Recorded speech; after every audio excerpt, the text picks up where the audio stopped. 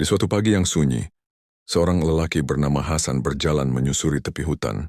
Angin lembut menyapa wajahnya, membawa wangi tanah basah dan dedaunan yang tergugur. Cahaya matahari merembes di antara rimbun pepohonan, menciptakan lukisan cahaya yang menenangkan hati. Hasan berhenti sejenak dan berkata dalam hati, "Betapa indahnya pakaian yang Allah berikan kepada bumi ini." Ia memperhatikan pepohonan tinggi yang seperti meneduhkan dunia.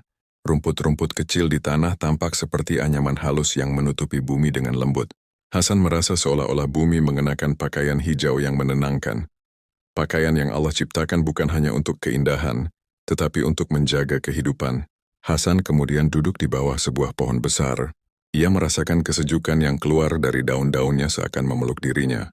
Lalu ia merenung. Tanpa tanaman ini, bagaimana keadaan bumi?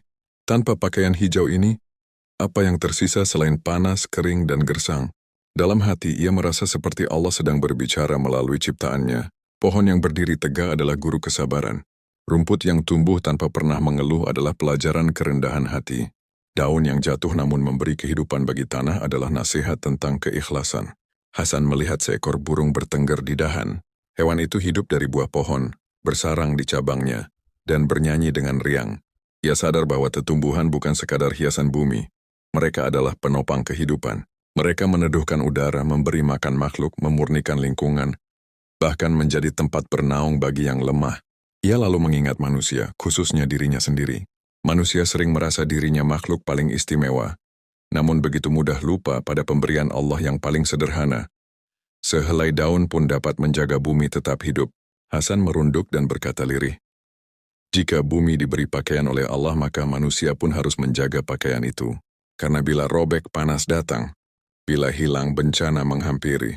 Ia merenungkan betapa sering manusia merusak hutan demi ambisi, menebang tanpa kasih, dan membiarkan bumi telanjang hingga menjadi kering.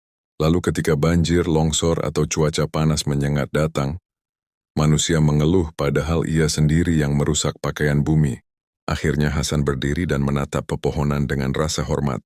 Ia berjanji pada dirinya sendiri untuk menjadi manusia yang menjaga, bukan merusak.